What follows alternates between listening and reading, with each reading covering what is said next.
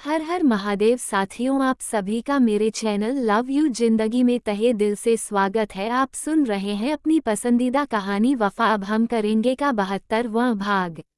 Doctor सिद्धांत बहुत ध्यान से रणविजय की रिपोर्ट को देख रहा था।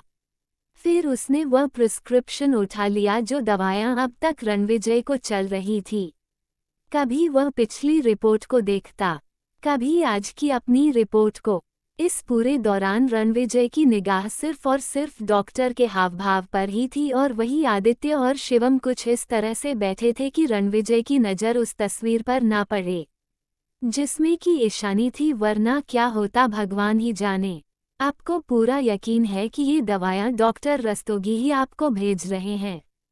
डॉक्टर ने रणविजय से पूछा। यस डॉक्टर, मेरी उनसे वीडियो कॉल पर बात होती है और वह उसी के हिसाब से मुझे दवाएं भेजते हैं, रणविजय ने कहा। यानी कि आप इंडिया में अब नहीं है? आपकी लास्ट टाइम डॉक्टर रस्तोगी से कब बात हुई थी? डॉक्टर सिद्धांत ने पूछा। मैं पिछले 10 सालों से अमेरिका में ही हूँ। इस बीच मैं कई बार और देशों में तो गया, लेकिन वापस इंडिया नहीं गया। मेरे रिपोर्ट के अनुसार डॉक्टर रस्तोगी ही यह सारी दवाएं भेजते हैं। लास्ट टाइम आज से करीब 6 महीने पहले मेरी डॉक्टर रस्तोगी से बात हुई थी। जब मेरे सर में दर्द ज़्यादा बढ़ गया था, तब उन्होंने मुझे जो दवाई बताई थी, सर दर्द होने पर मैं वही लेता था, रणविजय ने बताया। क्या अब भी आप ये डॉक्टर दवाएं यूज़ करते हैं? सर दर्द वाली नहीं, जो प्रिस्क्रिप्शन में लिखी गई है। रेगुलर दवाएं, मैं उनकी बात कर रहा हूँ, डॉक्टर सिद्धांत ने पूछा। डॉक्टर के इस क्वेश्चन पर रणविजय ने चुप लगा ली। देखिए मिस्टर रणविजय, घबराने की कोई बात नहीं है। आप खुलकर बताइए, क्या आप अभी ये दवाएं यूज़ कर रहे हैं? डॉक्टर ने पूछा। जी नहीं डॉक्टर, रणविजय ने धीरे से कहा। पर क्यों? तू जानता है ना कि डॉक्टर ने साफ कहा था कि तुझे एक दिन भी दवाई नहीं छोड़नी है। आदित्य उठकर खड़ा हो गया। बैठ जाइए मिस्टर, मुझे रणविजय से बात करने दीजिए। आपने इन दवाइयों को लेना क्यों छोड़ा? अब डॉक्टर ने रणविजय से पूछा। आज से करीब 3 साल पहले मैं एक बिजनेस डील के सिलसिले में साउथ अफ्रीका गया था। गलती से मेरी दवाइयों का पैकेट मुझसे ही खो गया था और मैं चाहकर भी दवाएं नहीं ले पाया, रणविजय ने बताया। उद्धरण चिन्ह dot dot dot dot dot. और फिर क्या हुआ? डॉक्टर बहुत ध्यान से रणविजय की बात सुन रहा था। बिना दवाइयों के मुझे नींद नहीं आती थी, सर दर्द भी रहता था और बदन भी लगभग टूटता ही रहता था। मुश्किल से मैं अपने काम में 4 या 5 घंटे ही कंसंट्रेट हो पाता था, इसलिए मैं टाइमली दवाएं लेता था। इन दवाइयों की मुझे आदत सी पड़ गई थी, पर वहाँ पर काम बहुत ज़्यादा था, इसलिए मुझे दवाइयों का ध्यान भी नहीं था। और मेरी स्पेशल नर्स भी उस टाइम बीमार पड़ गई थी, जो कि इंडिया से ही थी। इस कारण मैंने उसे अमेरिका में ही छोड़ दिया था। वहाँ मैं अकेले गया था। 1-2 दिन तो मुझे रात में बेचैनी हुई, जैसे नींद नहीं आ रही थी। हर वक्त ऐसा लग रहा था कि जैसे कुछ खो गया है। पर एक दिन मुझे काफ़ी अच्छी नींद आई। जागने पर मैंने खुद को बहुत रिलैक्स फील किया, जैसा कि आमतौर पर मैं दवा लेकर सोने के बाद भी खुद को नहीं कर पाता था। फिर धीरे धीरे मैंने खुद ही अपने ऊपर कंट्रोल लगाया और दवाएं लेनी छोड़ दी। दवाएं कोई अच्छी चीज़ होती नहीं है। इस बात को ध्यान में रखते हुए मैंने जो थोड़ी बहुत प्रॉब्लम थी, उसके लिए मेडिटेशन किया और फिर एक काफ़ी हद तक नॉर्मल लाइफ में खुद को ले आया, रणविजय ने कहा। यानी कि आपने पिछले 3 साल से इनमें से कोई दवा नहीं ली है? डॉक्टर ने पूछा। रणविजय ने हाँ में सिर हिलाया। Very good. ईशानी कहाँ है? डॉक्टर ने पूछा। डॉक्टर का सवाल सुनकर आदित्य और शिवम ने अपनी जीभ दांतों तले दबा ली। वही रणविजय ने बेचैन होकर पहलू बदला। मैं आपसे आपकी वाइफ के बारे में पूछ रहा हूँ, ईशानी कहाँ है और आपकी वह बेटी जिंदगी अब तो काफ़ी बड़ी हो गई होगी। डॉक्टर ने मुस्कुराते हुए पूछा। डॉक्टर, हम जिस काम के लिए यहाँ आए हैं, क्या उसी से रिलेटेड बातें करें? रणविजय ने अपने दर्द को अपने अंदर समेटते हुए डॉक्टर से कहा। रणविजय के इस जवाब से डॉक्टर सोच में पड़ गया। लगता है कि ईशानी का डर सच हो। आपके परिवार वालों ने उसे मरवा ही दिया, डॉक्टर ने साफ साफ कहा। डॉक्टर के इस इल्जाम को सुनकर रणविजय उठकर खड़ा हो गया। मैं आपके पेशे की इज्जत कर रहा हूँ। इसका यह मतलब नहीं कि आप जो चाहे सो बोलते जाए। आप मेरे परिवार को मर्डर कह रहे हैं। आपकी हिम्मत कैसे हुई? शायद आपको पता नहीं कि मैं कौन हूँ। मैं रणविजय सिंह रानावत हूँ, जिसके सामने मुंह खोलने की हिम्मत इस दुनिया में किसी के पास नहीं है। रणविजय ने गुस्से से लाल आंखों के साथ डॉक्टर की तरफ देखते हुए कहा। उसकी इस बात पर डॉक्टर आराम से चुपचाप बैठकर धीरे से मुस्कुरा रहा था।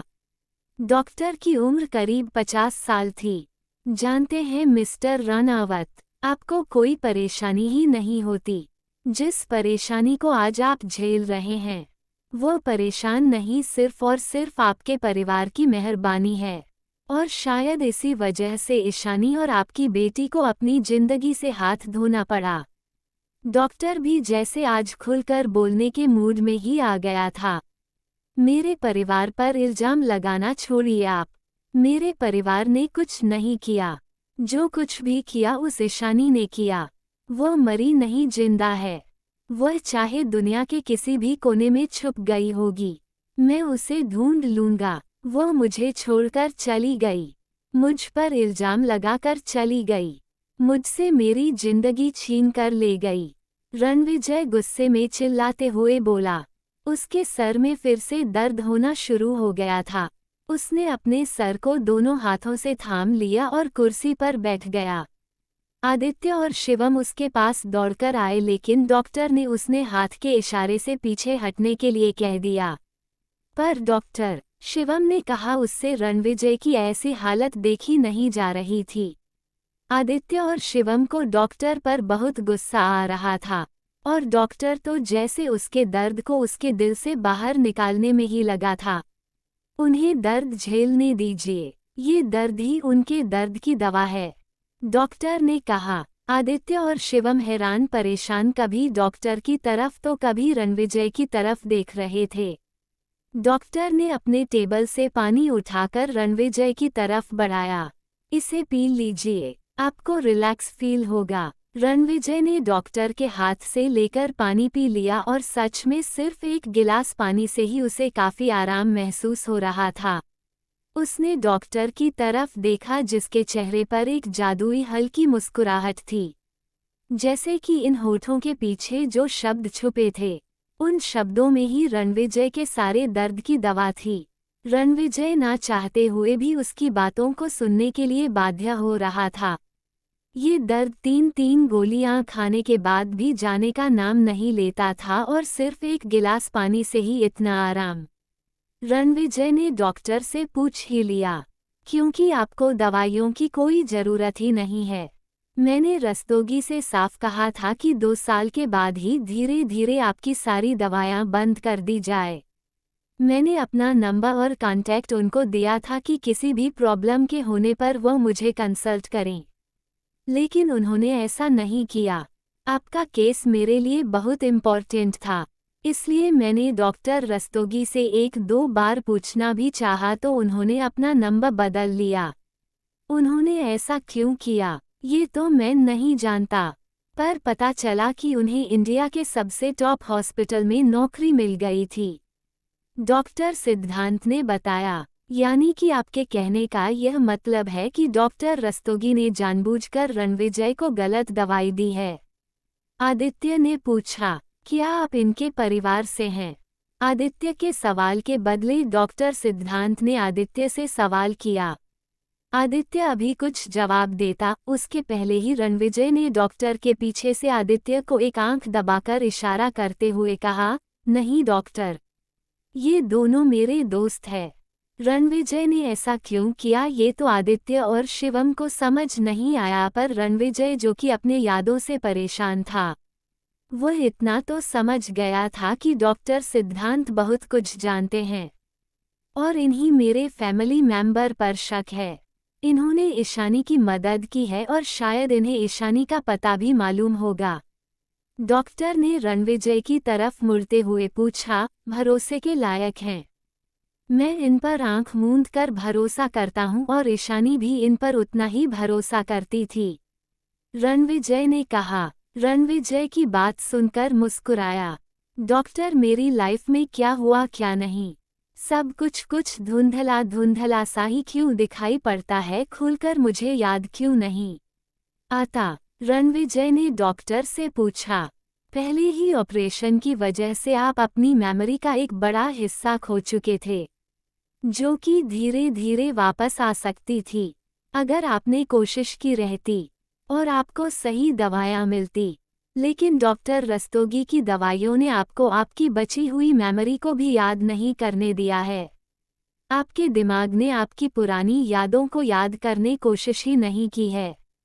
इन 10-12 सालों में जो आपने अपनी नई याद बनाई है, आप उन्हीं के सहारे जी रहे हैं, डॉक्टर ने स्पष्ट करके बताया। मैं आपकी बात अच्छी तरीके से समझ नहीं पाया।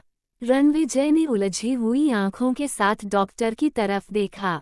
मैं आपको समझाता हूँ। डॉक्टर रस्तोगी मेरे जूनियर थे और उन्होंने ही आपके ऑपरेशन में मुझे असिस्ट किया था। शुरुआती दिनों में मैंने खुद सजेशन किया था कि आपको तस्वीरों के सहारे पुरानी बातें याद दिलानी होगी और आपका दिमाग धीरे धीरे उस चीज़ को जब याद कर लेता, तो साल या 2 साल के बाद ये दवाएं बंद करके मेडिटेशन के सहारे आप खुद से अपनी पुरानी यादों को याद करने की कोशिश करते, तो सब कुछ आपको याद आ जाता। लेकिन ऐसा हुआ नहीं। आपने लगातार 9 से 10 साल तक ये गलत दवाएं खाई, पर जब 3 साल पहले आपने ये दवाएं छोड़ी, तो धीरे धीरे इन दवाइयों का असर भी कम होता गया। इसी कारण पिछले कुछ महीनों से आपको दिमाग फिर से उन पुरानी यादों को याद करने की कोशिश कर रहा है, क्योंकि वह ये स्पष्ट नहीं हो पा रही है। इसलिए आप बेचैन हो जा रहे हैं और आपको ये दर्द उभर रहा है। अभी भी उन्होंने जो दवा आपको सर दर्द मिटाने की दी है, दरअसल ये दवाई प्रतिबंधित है। इस दवा के उपयोग से शॉर्ट टर्म मेमोरी लॉस भी हो जाता है। आपने इस चीज़ को महसूस किया ही होगा, डॉक्टर ने कहा। हाँ, इन दवाइयों के असर से काफ़ी देर तक मुझे कुछ महसूस नहीं होता और कुछ याद भी नहीं आता।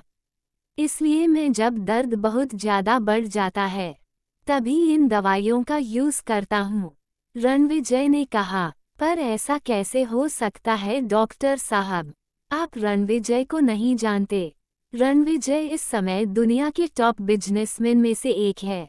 अगर इसका दिमाग पुरानी चीज़ों को भूल जा रहा है, तो फिर यह हर एक डील को कैसे याद रख लेता है? इसे तो बिजनेस रिलेटेड हर चीज़ इतनी अधिक याद रहती है, उतना तो हमें भी याद नहीं रहता, आदित्य ने कहा। आपने मेरी बात ध्यान से नहीं सुना। मैंने ये कहा कि इन दवाइयों का असर इनके दिमाग पर इतना पड़ रहा है कि यह अपने पुरानी मेमोरी को याद नहीं कर पा रहे हैं। इनके दिमाग में सिर्फ वही मेमोरी है जो कि इन्होंने खुद इन 12 सालों में बनाई है, और पुरानी बस इतनी है जितना कि इन्होंने तस्वीरों के सहारे याद करने की कोशिश की है। अगर दवाइयों के द्वारा इन नई मेमोरी में छेड़छाड़ किया जाता, तो अब तक ये पागल हो चुके होते। मिस्टर रस्तोगी भी इस टाइम दुनिया के टॉप न्यूरोलॉजिस्ट में आते हैं। मैं नहीं जानता कि किस वजह से वह आपको ये दवाएं खिला रहे हैं, पर मैं इतना समझ चुका हूँ कि यह सब उसी साजिश का नतीजा है, डॉक्टर ने कहा। साजिश का नतीजा? रणविजय के साथ साथ आदित्य और शिवम के भी मुंह से एक साथ निकला। क्या उस ट्रक ने रणविजय को किसी साजिश के तहत धक्का मारा था? आदित्य ने पूछा। मिस्टर रणविजय का ट्रक के साथ कोई एक्सीडेंट हुआ ही नहीं था, बल्कि इन्हें तो बुरी तरह से मारकर सड़क के किनारे फेंक दिया गया था। उन लोगों को तो शायद ये भी नहीं मालूम था कि मिस्टर रणविजय जिंदा बच चुके हैं, डॉक्टर ने पूरे विश्वास के साथ बताया। डॉक्टर के विश्वास को देखकर रणविजय के दिमाग में भी इससे जुड़ी हुई कुछ धुंधली यादें आने लगी। एक काली अंधेरी रात में रोड के किनारे वो पड़ा हुआ था। रोती बिलखती ईशानी उसके पास ही थी और उसको हिम्मत दिला रही थी। रणविजय, आंखें खोलो, तुम्हें कुछ नहीं हो सकता। तुम इस तरह से हमें छोड़कर नहीं जा सकते। हिम्मत करो, अपने लिए ना सही, मेरे लिए ना सही, अपनी जिंदगी के लिए। रणविजय के कानों में ईशानी की आवाज आ रही थी। रणविजय ने बहुत कोशिश करके अपनी आंखें खोली थी। मासूम सी शिवी डर के मारे ईशानी में चिपकी हुई थी। रणविजय का पूरा शरीर खून से नहाया हुआ था। तभी रणविजय के आंखों पर किसी गाड़ी की हेडलाइट पड़ी। रणविजय ने तुरंत घबराकर अपनी आंखें खोल दी। क्या धीरे धीरे रणविजय को सब कुछ याद आ जाएगा? आखिरी निशानी कहाँ है जानने के लिए बने रहे अगले भाग तक। खुश रहिए, स्वस्थ रहिए, मस्त रहिए और वीडियो को लाइक और चैनल को सब्सक्राइब करना मत भूलिएगा। मिलते हैं अगले भाग के साथ। हर हर महादेव।